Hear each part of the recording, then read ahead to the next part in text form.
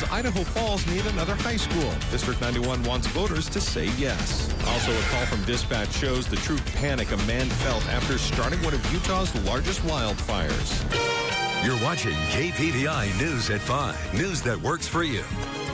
Good evening and thanks for watching tonight. I'm Matt Davenport. Hopefully you kept those umbrellas handy. Let's check in with Chief Meteorologist Doug Iverson. Doug. Yes, and if you didn't, well, you might be getting rained on right now. Looks like the Port Range to the northeast of McCammon seeing some showers. Pebble Creek's right about there. These storms coming in from the west and continue their track off towards the east. Let's take a look at Storm Tracker radar. We had one doozy of a thunderstorm roll across portions of the Gate City. It has weakened quite a bit, but there is a strong cell at the tail end of this line of showers and thunderstorms, making a beeline for Downey and, of course, Malad Summit later on. As we zoom out, pretty quiet for the rest of us.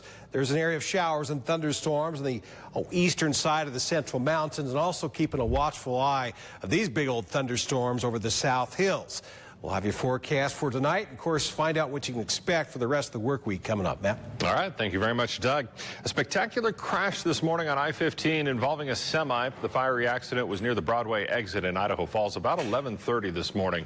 According to police, 31-year-old Scott Verschultz from Weston slammed on the brakes after coming up on heavy traffic, and the trailer jackknifed. Rescuers say the blaze was mostly extinguished by noon, but the lane was blocked for almost 5 hours. No injuries were reported. There are efforts tonight to generate more money for the new College of Eastern Idaho. A group of Republicans from Bingham County wants to join the taxing district. If it passes approval of 2 education boards, it would likely be on the November ballot for Bingham County voters. We'll have details on what happens next tonight on KPVI News at 10. Bonneville School District 91 has announced a bond to build a new high school and renovate another one. The Idaho Falls Board of Trustees is asking voters in November to consider a $110 million bond to renovate Skyline High School and construct an entirely new building for Idaho Falls. The new building would be located on 49th South near Taylorview, and the old school would become home to D91's career technical programs, offices, and other school needs. Officials claim there would be no tax increase because of growth and rising property values. And coming up tonight on KPVI News at 10, we'll look at some of the new upgrades and clear up confusion surrounding the bond. The Idaho Department of Fish and Game has proposed putting bounties on problem wolves and allowing hunters to lure wolves with bait. The department's Wolf Depredation Control Board has discussed how to handle big wolf populations where livestock and big game depredation is most rampant. They say hunters who pay for the opportunity to hunt or trap is traditionally the best method to manage wildlife populations, which could be the answer they're looking for, now that federal funding for programs aimed at killing problem wolves has been cut. The owner of a dog that was killed by a cyanide trap is once again speaking out. This comes after an announcement by USDA Wildlife Services meeting in Pocatello tomorrow night. Reporter Rachel Cox-Rosen joins us now live from the newsroom with the latest. Rachel. Thanks, Matt. In a release, the USDA says tomorrow night's meeting will help explain to citizens what cyanide bombs are and how they plan to use them safely. Mark Mansfield, whose dog was killed and son was injured by a cyanide bomb, says he's angry about the meeting. He says Wildlife Services has done nothing to make the situation better for those directly affected.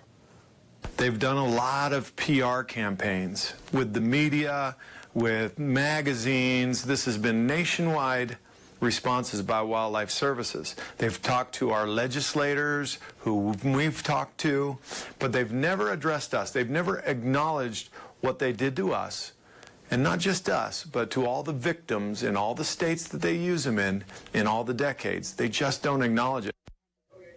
The informational session will be in Pocatello tomorrow at 7 p.m. It will be at the Idaho State University Pond Student Union. It is free to attend and open to the public. If you want the support of the Mansfield family, they'll be leading a protest starting at 6 p.m. at the same location. Matt, back to you. All right. Thank you very much, Rachel. And if you're trying to learn more about the preparing for the upcoming solar eclipse, you can head to Idaho Falls. The city is hosting an informational eclipse planning meeting tonight at 7 at the Civic Auditorium. For about an hour, attendees will hear from city officials, emergency services, and the Idaho Transportation Department, followed by 30 minutes of Q&A. Eclipse viewing glasses and informational packets will be available for the first 500 people. Gubernatorial hopeful and Lieutenant Governor Brad Little outlined the first details of his economic plan to reduce regulations on Idaho companies and create more job opportunities for Idaho's young workers. The economic plan carries familiar details often included in Republican candidates' campaign promises: reduce regulation, lower health care costs, and retain Idaho's workforce. However, Little's approach also includes a plan to implement a first-time home buyer's incentive, promises to maintain the state's health insurance marketplace, and require all agencies to detail how any new regulations will impact small businesses. Authorities are scaling back the search for a man wanted in connection to a triple homicide in Canyon County. It's been 2 weeks since 60-year-old Gerald Bollinger was seen entering Grand Teton National Park.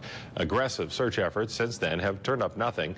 Authorities say the investigation continues, but search efforts are going to be scaled back unless new leads arise. Bollinger is suspected of killing 3 women and having their remains in a shed on his property in Caldwell. Police say a car registered to his wife, who is also one of the victims, was found at a campground in Teton County. 4 people are dead after a small plane crashed onto I-15 in Utah today. The crash happened shortly before 1 this afternoon. The Beech 836 Bonanza took off from Ogden-Hinckley Airport, then crashed a half-mile away for some unknown reason. The Utah Department of Public Safety confirmed 4 people have died. A driver who witnessed the crash says it was so intense she felt the bright vibration of its impact and heat from the explosion in her car. Firefighters are busy in the Salmon Chalice National Forest trying to knock down a fire that was started by lightning on Monday. The ibex fire is burning in the Frank Church River of No Return wilderness and has grown now to 540 acres.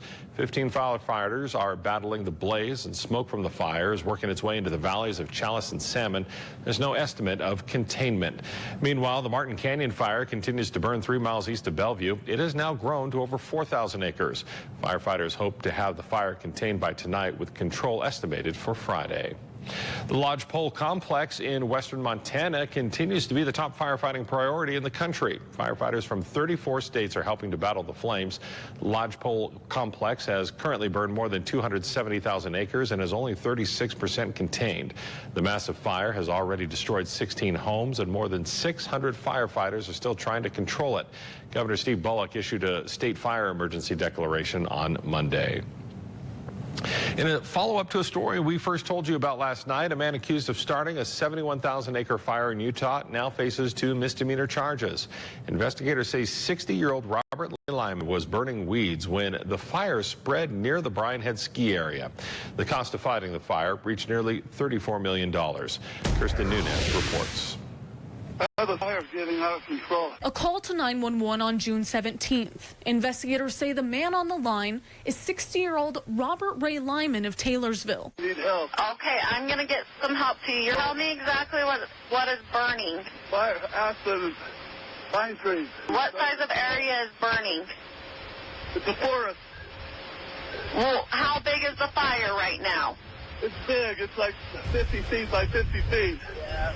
It's big. We need help. Investigators say Lyman used a torch to set a pile of weeds on fire when it burned out of control. Just to get bigger and bigger. Sparking into one of Utah's largest wildfires, burning for nearly a month, leading to the evacuation of hundreds, torching dozens of homes and buildings.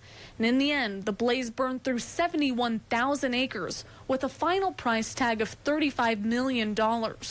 Now, Tuesday evening, Lyman was charged by Iron County prosecutor Scott Garrett with 1 count of reckless burning, a Class A misdemeanor, and another count of failure to notify of a burn or obtain a permit, a Class B misdemeanor. We sort of think of the arsonist as the person who intentionally causes the fire.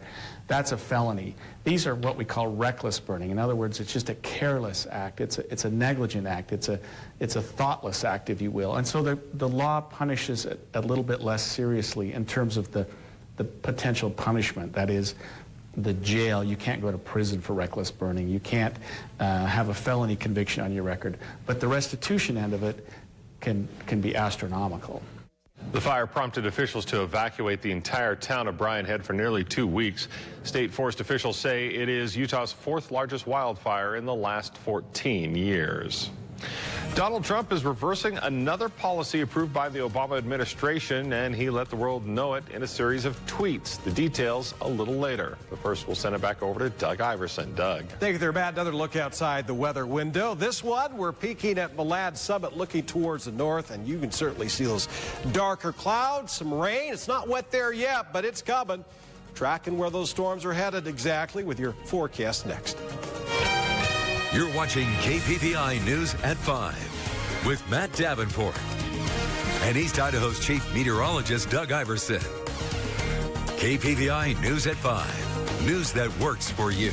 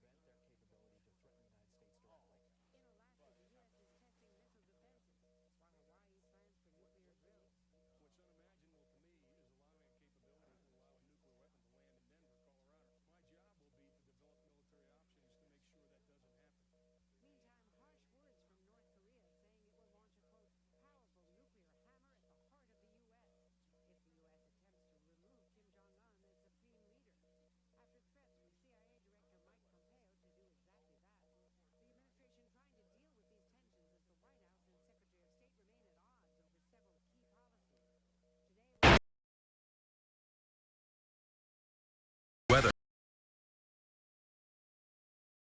Storm Tracker weather with East Idaho Chief Meteorologist Doug Iverson. Tracking showers and thunderstorms right now. There's Malad Summit. Just showed you the webcam there. Yeah, here it comes. Marsh Valley, southern end, Audubon, Virginia, Downey. It's coming for you as well. In fact, you're probably already getting a little bit of rain right now for the moment. The worst of it is still to come. Some stronger thunderstorms of the southern tier of the state, just not too far from Burley. That's making a beeline for the southeast corner of the state. The Snake River Plain, for the most part, is dry. We still have some activity up in the central mountains. That's starting to cross into Clark County. And all this moisture, this instability in the atmosphere being driven by an area of low pressure that's bringing in this moisture in from the south. We call it the monsoonal flow or monsoon. Yeah, we get it here in Idaho.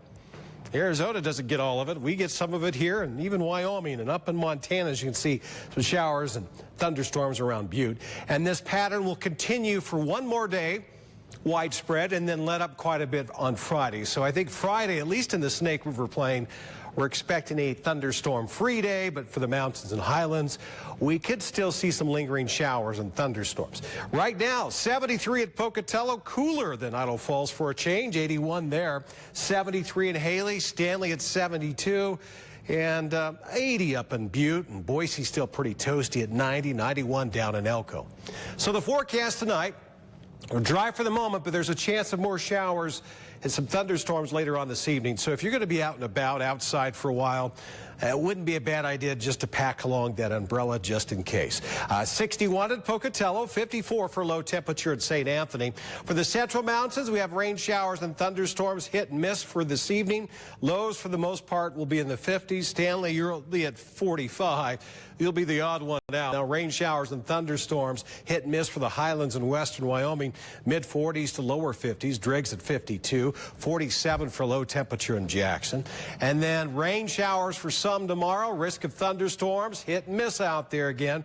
They're scattered. Got to be at the right spot at the right time to get it, but some of us will certainly get some stormy weather. 75 in Afton, 78 degrees in Soda Springs. So another comfortable day in the higher terrain. And for the Central Mountains, same thing. Not too bad. Temperatures mainly in the 70s.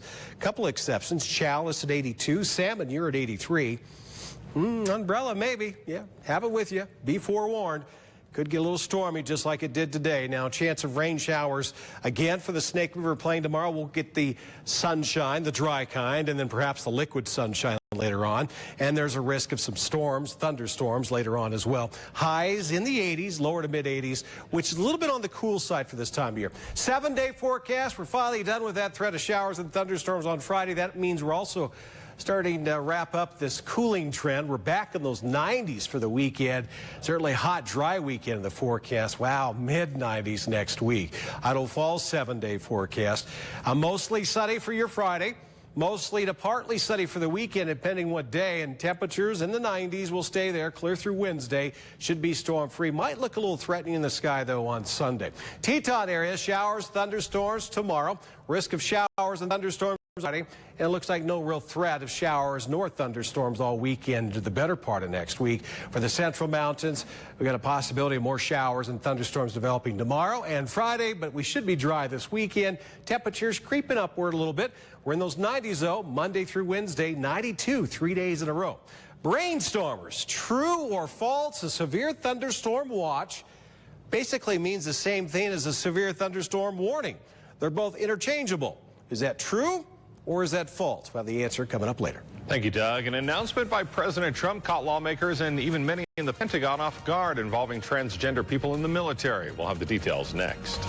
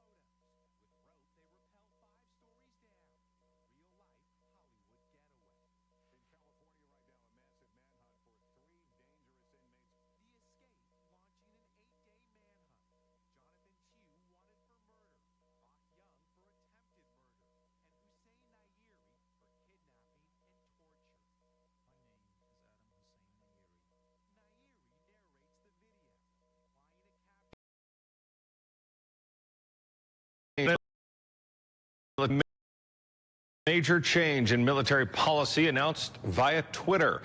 Transgender men and women will no longer be allowed to serve in the U.S. military. This reverses a policy change set in motion by President Obama. NBC's Blaine Alexander has more now from Washington. Today, from the president's Twitter account, political threats and new policy. President Trump announcing transgender individuals will no longer be allowed to serve in the U.S. military, citing tremendous medical costs and disruption. A strong about face from then candidate Trump, who called himself a friend of the LGBT community. Who's better for the gay community and who's better for women than Donald Trump? On Capitol Hill, outrage. Yeah, I cannot imagine making military and national security policy by tweet. From Republican Senator and war hero John McCain, any American who wants to serve our country should have the opportunity to do so and should be treated as the patriots they are. It's a very difficult decision. It's not a simple one, but the president feels that it's the best one for the military. And a Twitter attack, first on Republican Senator Lisa Murkowski, one of two Republicans voting against yesterday's health care measure. Then, once again, targeting his own Attorney General, Jeff Sessions. His former Senate colleagues now rushing to his defense. He's trying to get Sessions to quit, and I hope Sessions doesn't quit. Jeff Sessions stuck his neck out for this president, and now look what the president's doing to him, chopping his head off. For his part, Sessions is showing no signs of stepping down, and his staff says he has no plans to do so. Blaine Alexander, NBC News, Washington. The White House said the president is disappointed in Sessions, but wants him to continue to do his job, at least for now. So what's next for the Senate's health care efforts? Right now, Republicans appear to be taking one step forward, one step back on the issue. After narrowing voting to begin debate yesterday, there's one amendment down with many more to come. The idea, find a way to get to 50 votes on a final proposal. Well, what that final bill look like is still up in the air. Senate Majority Leader Mitch McConnell is showing optimism, even reaching across the aisle. Determined to do everything we can to succeed. I know members in both parties have health care ideas they'd like to offer. If you've got one, bring it to the floor. Other opinions on the table: the 2015 repeal-only plan, which is likely to fail, and the skinny repeal, which basically is a scaled-back version that would knock out Obamacare mandates and some of the taxes, but it's going to take nearly all Republican senators since Democrats are united in their opposition. A Phoenix man has been sentenced to 68 years in prison for his role in a Nevada standoff with federal agents near Cliven Bundy's ranch in 2014. The judge knocked off a few years off the 73-year sentence because 53-year-old Gregory Burleson has health issues and was once an informant for the FBI. He was found guilty on 8 charges in April, including assaulting a federal officer. Government agents were enforcing court orders to round up cattle over Bundy's failure to pay more than $1.1 million in fees for grazing on public land. All set to sweat. A warning before your next intense workout. You could be causing damage to the very things that get you through your workout. We'll explain in today's Health next.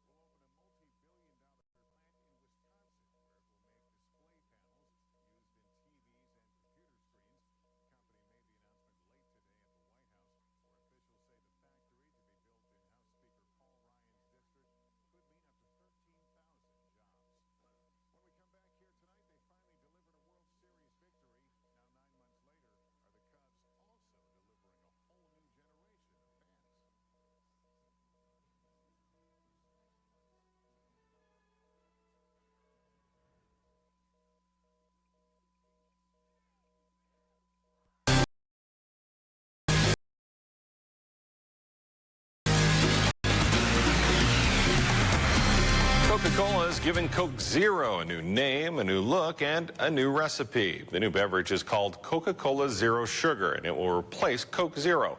The company says the new name is intended to make it more clear that the beverage delivers Coca-Cola taste without sugar, while the new recipe is aimed at making the drink taste even more like regular Coke. Coca-Cola Zero Sugar will be available on store shelves nationwide beginning in August. Well, if you are into extreme exercise, listen up. The muscles you use to perform could actually suffer from the intensity and cause a life-threatening condition. Rhabdomyolysis, or the breakdown of muscle, is becoming more and more common during exercises like spin classes, CrossFit, or intense running. Doctors are usually able to treat the condition with rehydrating fluids, but severe cases can result in dialysis.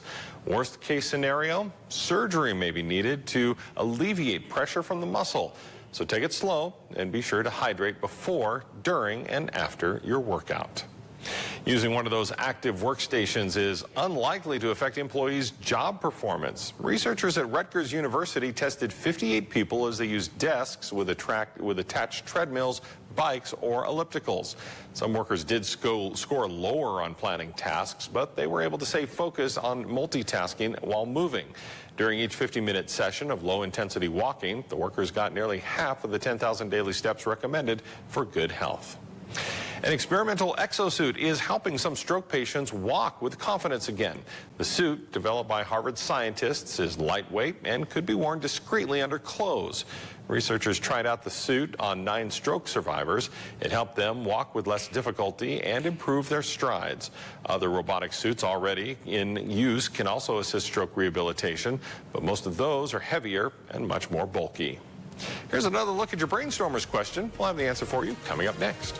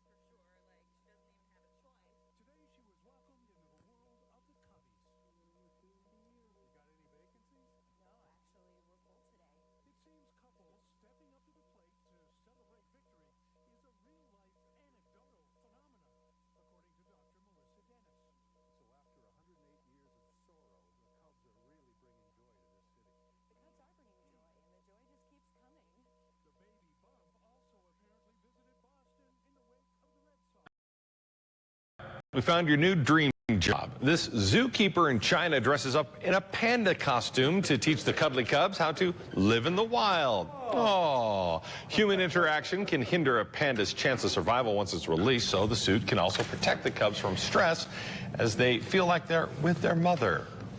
Just roll around with panda cubs all day. What a job. I just want to know, where do I apply? There you go. Hey, Brainstormers. Hey, all furry and cuddly here. Yeah. A severe thunderstorm watch means the same thing as a severe thunderstorm warning. Interchangeable, true or false? I'm going to say false on this. Say false. Okay, Facebook. Yeah, correct answer is false. Watch means chance. Warning means likely. All right, we'll see you back here at 10.